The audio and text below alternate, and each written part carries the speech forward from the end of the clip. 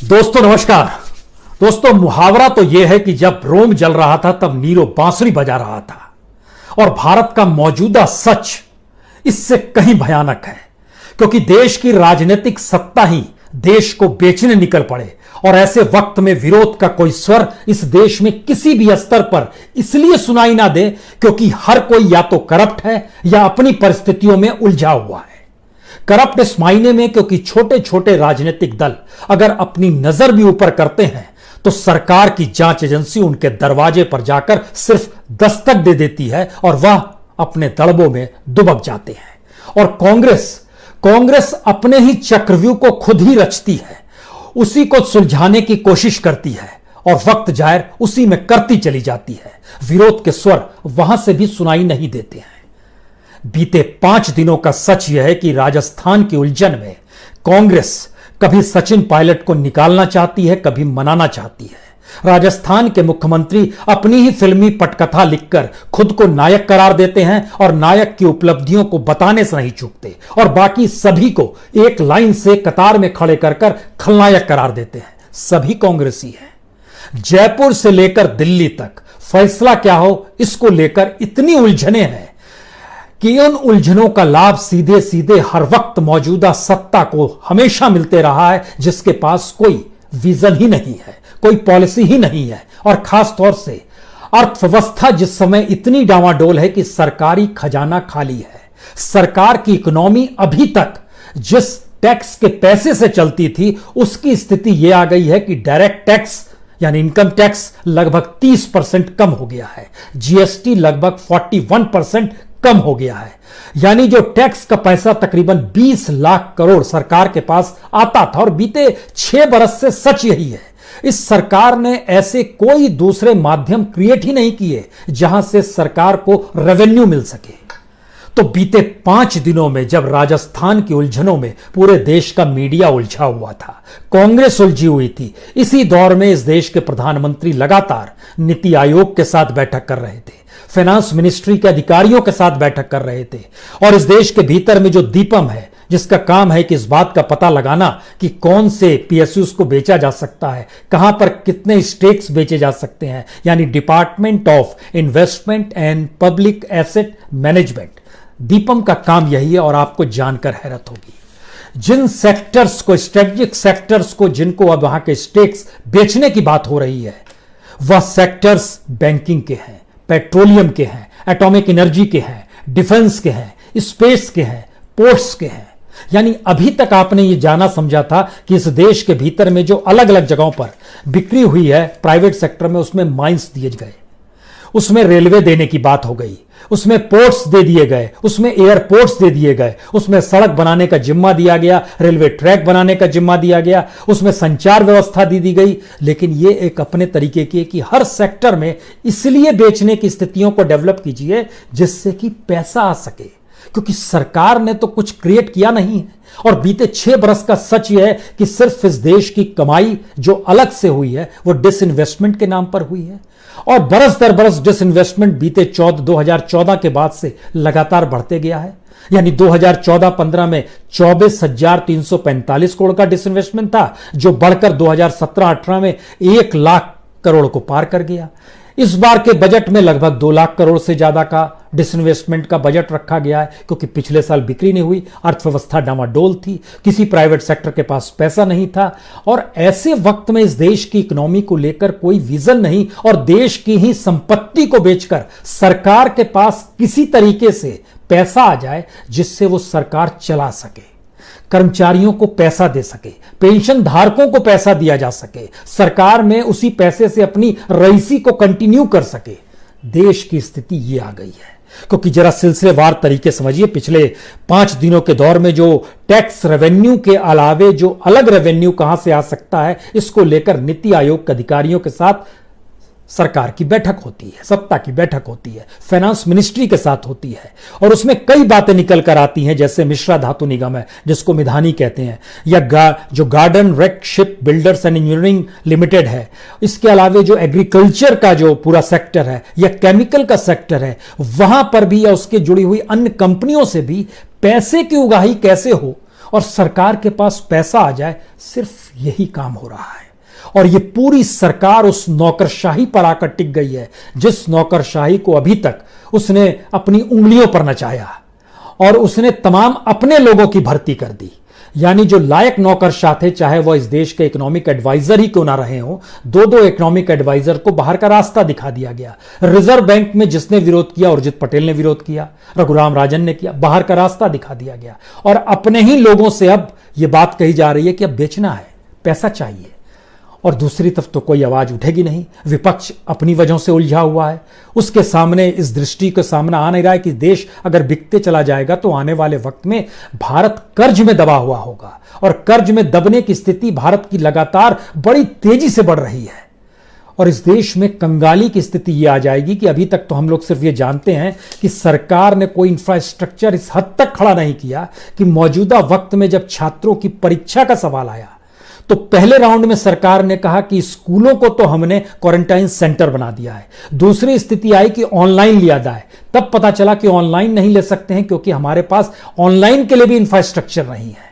यानी इंटरनेट नहीं है, कंप्यूटर्स नहीं है, पढ़ाई कैसे करें, यूनिवर्सिटीज को कैसे चलाएं, प्राइवेट सेक्टर यूनिवर्सिटीज अगर पूरी फीस ले रही है, वहां पर अपने तरीके से फीस में ही लैपटॉप भी दे दिया जा रहा है, इंटरनेट सिस्टम भी दिया जा रहा है, लेकिन पूरे देश का वहां पर पढ़ने वाले छात्र जो होते हैं हायर एजुकेशन के, सिर्फ 10% है। बाकी 90% के देश के साथ कोई विजन नहीं है। क्या इस बात का जिक्र होगा? और आज जब हम इन बातों को लेकर आपके साथ बैठे हैं तो पुराने खाके दिमाग में आएंगे ही। 23 कंपनियां बीते 6 बरस में बेची गई, लगभग 3 लाख करोड़ से ज्यादा का डिसमेंटमेंट हुआ है। और अब यह बात सामने आ रही है, इन सब की सबसे बड़ी वजह यह है कि हमारी इकोनॉमी में जनता के पास कुछ नहीं बच पा रहा। स्थिति इतनी नाजुक है, बेरोजगारी रेट तो ऊपर है, रिटेल सेक्टर की महंगाई ऊपर है, इन सब के बीच बिजली की खपत तक कम हो गई है। यानी सरकार को बिजली की खपत से जो लाभ होता था, जनता के पास इतना पैसा कम हो गया है कि अब वो बिजली की खपत भी सोच के कर रही है। एक बात, उस दायरे के भीतर में वह तमाम मॉल्स आ गए, वो तमाम दफ्तर आ गए, वो तमाम दुकानें आ गई। कोई दुकान कैसे खोले? शाम के बाद कोई नहीं खोलता है, लाइट कोई नहीं जलाता है, ग्राहक आता है तो ही एसी पंखा चलाता है, नहीं तो नहीं चलाता है। पैसे देने पड़ेंगे, किराए का पैसा नहीं बच रहा है। यह स्थिति इस देश की इकोनॉमी की है और सरकार के पास पैसा नहीं है। सरकार को पैसा हर हाल में चाहिए। वो बार बार कह रही है हाँ एडमिनिस्ट्रेटिव कॉस्ट तो ज्यादा, उसको कम किया जाए, प्राइवेटाइज कीजिए, मर्जर कीजिए, किसी भी तरीके से होल्डिंग कंपनियों के ऊपर अपना दबाव बनाइए और अपने तरीके से चीजों की उगाही कीजिए, क्योंकि अन्यथा चीजें बचेंगी नहीं। लेकिन इन सब के बीच भी इस देश की स्थिति क्या है, इसको अगर सिलसिलेवार तरीके से सिर्फ इस समय समझिए कि जनता की हालत क्या है। अप्रैल और मई जून, यानी अप्रैल मई जून 3 महीने, इस 3 महीने के भीतर में जो गाड़ियों का सेल्स ग्रोथ था वो 75% नेगेटिव में है, -75%। इसमें सबसे बुरी हालत जो है वह 3 व्हीलर्स की है, 91% -91%। बिकना तो दूर है, उल्टे जो माल बेच भी दिया जा रहा है जो पास में है, ये एक स्थिति है। लेकिन car 82% -82%, passenger vehicles -78%, commercial vehicles -85%। यानी पूरा मार्केट तहस नहस हो गया, कोई लेने को तैयार नहीं। इसके ठीक पैरेलल में जब आप रियल एस्टेट में आएंगे वहां की स्थिति और नाजुक, जो -62% तक चला गया है। इसके ठीक पैरेलल में इंडस्ट्रीज में आएंगे, कोर इंडस्ट्री में आएंगे, वहां की स्थिति और नाजुक। लेकिन इन नाजुक स्थितियों के बीच में सरकार ने इस देश में बंटाधार कैसे किया है यह भी समझिए, जिस पर कोई उंगली उठाएगा नहीं। हमको लगता है इसकी सबसे बेहतरीन नब्ज हमेशा से बैंक ही होती है। और कल ही रिपोर्ट आई स्टेट बैंक ऑफ इंडिया की, उसने बताया कि बीते 8 बरस में, यानी 2012-13 से लेकर 2019-20 के बीच में उसने लगभग जो कर्ज दिया उस कर्ज में राइट ऑफ करना पड़ गया, यानी माफी होती है। कईयों को आपत्ति होती है कि रिटर्न ऑफ को आप माफी क्यों कहते हैं। हुजूर ये यही होता है क्योंकि जो बुक बैलेंस होती है बैंक की उसको ठीक करने के लिए जरूर कहा जाता है, लेकिन वो पैसा आ नहीं पाता है।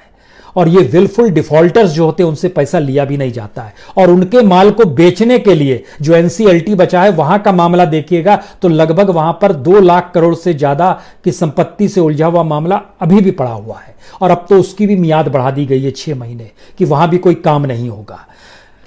बैंक हम सिर्फ एसबीआई का जिक्र आपसे कर रहे हैं। एसबीआई ने जो डाटा जारी किया है इसको जरा समझने की कोशिश कीजिए। 1,23,432 करोड़ रुपए उसने माफ कर दिए, अपनी बैंक बैलेंस की बुक को ठीक कर लिया। लेकिन जिनको कर्ज दिया था वसूला कितना गया? सिर्फ 7 to 8%, 8,969 करोड़, इतना ही वसूला गया।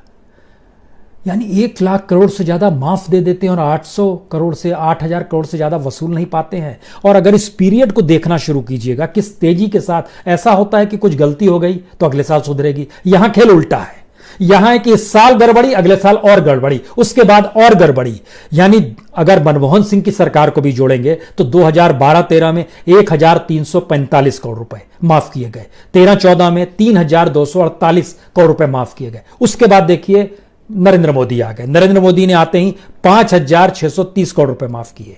15-16 में 8,461 करोड़ रुपए सिर्फ एसबीआई का है, स्टेट बैंक ऑफ इंडिया का। 16-17 में 13,587 करोड़, 17-18 में 17,548 करोड़, 18-19 में 27,225 करोड़, बढ़ते जा रहा है। और 19 बीच में यानी पिछले साल 46,348 करोड़। और निकाल कितना पा रहे हैं? हर साल का जब एवरेज निकालिएगा तो वो 1,000 करोड़ भी उगाही कर नहीं पा रहे हैं। यानी किसी भी तरीके से रिकवरी नहीं हो पा रही है। और इस पीरियड में अगर सभी बैंकों को मिला दीजिएगा तो हमको लगता है, सिर्फ पिछले साल का आपको जानकारी देते हैं, पिछले साल 1,72,465 करोड़ रुपए माफ कर दिए गए बैंकों के जरिए।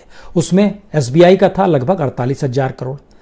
उससे पहले साल चले जाइएगा जब इलेक्शन की स्थितियां इस देश के भीतर में शुरुआत हो चुकी थी 17-18 में, 18-19 में, उस पीरियड में 1,24,236 करोड़ रुपए माफ कर दिए गए। कमाल की स्थिति है। उसमें से एसबीआई ने 27,225 करोड़, जो सबसे ज्यादा है उस लिहाज से, उसके बाद पीएनबी आता है। लेकिन ये कल्पना के परे है कि 2015 से 2019 के बीच में 4,32,584 करोड़ बैंकों ने अपनी बुक ठीक करते हुए राइट ऑफ कर दिए और रिकवरी टोटल की सिर्फ 45,000 करोड़ की। ये कौन सा क्लीन अप है और कौन सी परिस्थिति है? क्योंकि सरकार की कितनी नाजुक स्थिति है इसको इससे भी समझ लीजिए। जो कोल ब्लॉक्स सेल किए जा रहे हैं, तो कोल ब्लॉक में जो टेंडर डॉक्यूमेंट अगर आपको चाहिए तो उसको आपको लेने के लिए आपको पैसे देने होंगे 5 लाख रुपए। सरकार टेंडर के फॉर्म को बेचकर कमा रही है। यह स्थिति इस देश की आ गई है। यानी कोल ब्लॉक्स के टेंडर्स को बीते 12 दिनों में 36 टेंडर डॉक्यूमेंट्स बिके हैं और उस 36 टेंडर डॉक्यूमेंट के जरिए सरकार के खजाने में 1,80,00,000 रुपए आए हैं। सरकार इसी में खुश है। कमाल की स्थिति है। यह है हमारे देश की इकोनॉमी का अनूठा सच। यानी जिस वक्त समूची दुनिया में क्राइसिस है और समूची दुनिया की सारी कंपनियां दुनिया में कर्ज उठा रही है, और एक रिपोर्ट आई है दुनिया भर के कर्ज को लेकर, जो ग्लोबल कॉर्पोरेट डेब्ट है, जो कर्ज है, वो लगभग 2020 में 12% बढ़ जाएगा, जो पिछले साल 8% बढ़ा था। 12% बढ़ने का मतलब है ये तकरीबन 700 लाख करोड़ रुपए हो जाएगा, जो पिछले बार 624 लाख करोड़ था। यह स्थिति पूरी दुनिया की, और इसकी बड़ी वजह यह है कि पिछले बार तक तो विलय हो रहा था, मान लीजिए आपस में मर्जर हो रहा था, अधिग्रहण किया जा रहा था, डिविडेंड्स था, बाय बैंक था, फंडिंग थी, लेकिन इस बार प्रॉफिट ही नहीं है किसी के पास। पूरी दुनिया की स्थिति है। लेकिन पूरी दुनिया में कोई भी कंट्री अपने ही कंट्री के प्राइवेट सेक्टर को देश का माल नहीं सस्ते में बेच रही है। वह उन कंपनियों को बढ़ावा दे रही है जिससे उनके बिजनेस के जरिए उस देश को लाभ हो सके। ब्राजील से लेकर अमेरिका तक और रशिया से लेकर ब्रिटेन तक आप चले जाइए, यही स्थिति है। लेकिन भारत में अपने ही देश में अपने ही लोगों को अपने ही हाथ से बेच देंगे, इसीलिए इस देश के चंद रईस इस देश की जीडीपी से बड़े हो जाते हैं और दुनिया में उनका नाम रईसी में लिया जाता है। और दो मित्र जो खास तौर से सत्ता के सबसे प्रिय है, उनके दोनों के आंकड़े मिला दीजिएगा तो देश की जीडीपी भी छोटी पड़ जाएगी उनके सामने। हम ऐसी स्थिति में आ गए हैं, लेकिन बोलने वाला कोई नहीं है। जनता जो म्यूचुअल फंड में पैसा लगाती है, स्थिति आ गई, पीपीएफ का पैसा तो सबने निकाल लिया जो भविष्य के लिए होता है। जो म्यूचुअल फंड की स्थिति थी, पिछले महीने का डाटा आया है, जून का डाटा, जून में सिर्फ 240 करोड़ रुपया लगाया गया और निकाला गया लगभग 13,520 करोड़, जो म्यूचुअल फंड में जनता ने पैसा लगाया था। अगर आपको थोड़ा सा कंपैरिजन करना हो तो पिछले साल जून में 7,741 करोड़ पैसा सरकार के पास आया था म्यूचुअल फंड के जरिए। इस बार कितना आया? 240 करोड़। पिछली बार निकाला कितना गया था? तकरीबन 10,000 करोड़। इस बार निकाला कितना गया? 13,500 करोड़। यह स्थिति कमोवेश हर जगह है, यानी वेतन की कटौती हो रही है, नौकरी खत्म हो रही है, बिजनेस में अनिश्चितता की स्थिति है, निवेश को लेकर सरकार के पास कोई योजना नहीं है, और इन सब के बीच भारत में जो पैसा जिन कंपनियों का लगना था वो विदेश जा रहे हैं, विदेश में पैसा लगा रहे हैं। और मई के महीने में लगभग 75.7 लाख करोड़, 198.2 करोड़ जून के महीने में लगाया गया। यह एक स्थिति है फंड्स ऑफ फंड की, जो बाहर पैसा लगाया जा रहा है। स्थिति और सुनिएगा, जब अरुण जेटली साहब जीवित थे, फाइनेंस मिनिस्टर थे, तो 2018 के बजट में उन्होंने इस बात की जानकारी दी कि दरअसल हमारी खराब वित्तीय हालत हो गई है कुछ इंश्योरेंस कंपनी की। ऑफिशियल है, डॉक्यूमेंटेड है। Orient insurance limited, national insurance को लिमिटेड, यूनाइटेड इंडिया इंश्योरेंस को लिमिटेड। ये भाषण में उन्होंने बताया कि मुश्किल है 2018-19 में इसको हम लोग कुछ मर्जर करेंगे, कुछ सेल करेंगे, कुछ इसी व्यवस्था करेंगे। स्थिति इतनी नाजुक हो गई कि इन तीनों को मर्जर भी करने की स्थिति में सरकार नहीं है, और सरकार ने कहा कि हम इसमें कुछ पैसा जुगाड़ करते हैं और इन तीनों को किसी तरह चलाए रखें। इन तीनों को चलाने का मतलब यह है कि जिससे ग्राहक बने रहें, जिससे ग्राहकों को पैसा लौटाया जा सके। यह है इन तीन कंपनियों के इंश्योरेंस का सच। और उसमें तकरीबन सरकार ने जारी किया आंकड़ा कि हम लगभग 12,450 करोड़ रुपए लगाएंगे, जिसमें से 3,475 करोड़ पिछले साल लगा चुके हैं। उसको भी जोड़ देते हैं इस बरस, जिससे कि जनता को लगे अरे बाप रे इतना पैसा लग रहा है। लेकिन 9,950 करोड़ लगाएंगे, वह भी किस्तों में लगाएंगे और मर्जर नहीं करेंगे। यानी 2 साल पहले जिन इंश्योरेंस कंपनियों की स्थिति नाजुक थी, ये लाइफ इंश्योरेंस से जुड़े हुए नहीं है, ये अलग अलग बाकी इंश्योरेंस से जुड़े हुए हैं, लेकिन ग्राहक तो इनके भी है। ग्राहक इंश्योरेंस से पैसा भी मांगेंगे, पैसा तक देने के लिए नहीं है इंश्योरेंस कंपनियों के पास। इन स्थितियों के बीच में हम किन बातों का जिक्र इस बात से आपको लिए चलते हैं, क्योंकि हमारे यहां जो इंडस्ट्रियल आउटपुट है वो देखिए कितना कम हो गया। सिर्फ पिछले साल और इस साल की तुलना कर लीजिए, तब आप समझ जाएंगे इस देश के भीतर में कोई भी इकोनॉमिक सोच नहीं है इस सरकार के पास, और ये देश कंगाल बने। उसके पैरेलल में सरकार चाहती है कि किसी भी तरीके से दोनों हाथ से इस देश को बेचकर पैसा बटोर ले। अप्रैल 2019 3.2% इंडस्ट्रियल आउटपुट था। अगर जुलाई की बात कीजिएगा तो जुलाई में उसकी स्थिति कॉम्पेटिवली ठीक और अच्छी थी, लेकिन 2020 में स्थिति आ गई कि -57.6% पे आ गया अप्रैल के महीने में। जुलाई में यह स्थिति और नाजुक हो गई है। हम ऐसी स्थिति में आ रहे। इसी तरीके से इलेक्ट्रिसिटी का सेक्टर मई में पिछले साल 7.4% था जो ग्रोथ रेट था, इस बार -15.4 है। माइनिंग में 2.3 ग्रोथ रेट था पिछले साल मई के महीने में, इस साल -21% है। मैन्युफैक्चरिंग में पिछले साल स्थिति नाजुक हो गई थी, माइनस में जा रहा था -4.4, लेकिन इस बार मई के महीने में -39.3%। उल्टा ग्रोथ रेट है, रिवर्स गियर में देश जा रहा है। यही हालत कैपिटल गुड्स का है, यही कंज्यूमर गुड्स का है, और यह स्थिति सब जगह पर है। अब आप कल्पना करने की कोशिश कीजिए कि जब इस स्थिति में पूरा देश आ चुका है तो ऐसे में हम किस बात का जिक्र करते हैं। हम चाइना का माल रोक देंगे, हम दुनिया में फला से संबंध बनाएंगे, लेकिन सच क्या है? सच यह है, हम आपको टॉप मोस्ट 5 कंपनियां, 5 क्षेत्र बता देते हैं जहां पे चाइना का माल जो इंपोर्ट होकर भारत आ रहा है उसकी वैल्यू कितनी है। ड्राइव, ट्रांसमिशन एंड स्टीयरिंग, इसमें सबसे ज्यादा पैसा आता है। इसका 24% भारत में चाइना से ही आता है, जो इस बार भी आ रहा है। $1022 मिलियन। $1022 मिलियन का मतलब है 102 करोड़ डॉलर। 102 करोड़ डॉलर का मतलब है 7,662 करोड़ रुपया।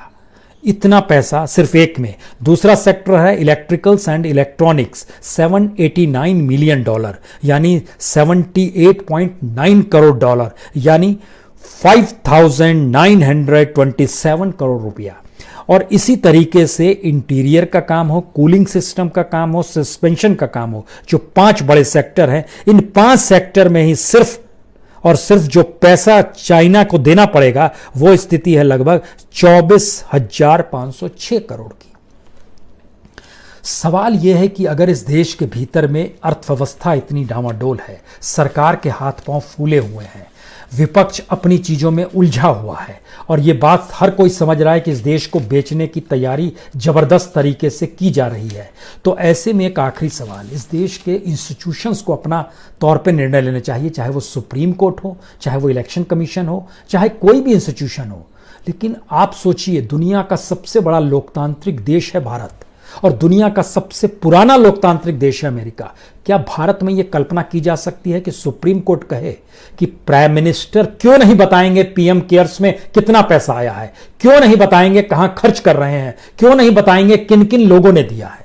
नहीं कह सकता है सुप्रीम कोर्ट। अमेरिका में क्या है? अमेरिका में 9 जुलाई को सुप्रीम कोर्ट ने कहा कि न्यूयॉर्क के प्रोसिक्यूटर्स जो है वो प्रेसिडेंट ट्रंप की जो फाइनेंशियल रिकॉर्ड है उसको खंगालेंगे, उसकी जांच करेंगे।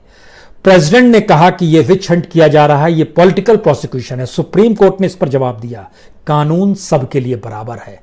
वो सिटीजन आप भी हैं, सिटीजन एक आम व्यक्ति भी है। आप प्रेसिडेंट पद के लिए हैं, आप प्रेसिडेंट सिटीजनशिप छोड़कर नहीं है। सुप्रीम कोर्ट का जवाब था। और कोई कल्पना कर सकता है, जब वीजा पे रोक लगा है, स्टूडेंट्स के प्रवासी वीजा को लेकर जो रोक लगाई है, उसमें सू करने की स्थिति, यानी कोर्ट का दरवाजा खटखटाते हुए राष्ट्रपति के खिलाफ जो सू किया गया है वह वहां के ऑक्सफोर्ड यूनिवर्सिटी, MIT यूनिवर्सिटी ने किया है। और दुनिया भर की जो टेक कंपनीज है, माइक्रोसॉफ्ट है, गूगल है, फेसबुक, सब ने सरकार के खिलाफ सू कर दिया। भारत में यह संभव है? तो डेमोक्रेसी भारत में है या नहीं, अब यह तय कीजिए। और इसके बाद जरा सोचना शुरू कीजिए कि ये विपक्ष, ये कांग्रेस, ये छोटे छोटे दल, इनकी समझ का दायरा कितना छोटा है। बहुत बहुत शुक्रिया, बहुत बहुत शुक्रिया।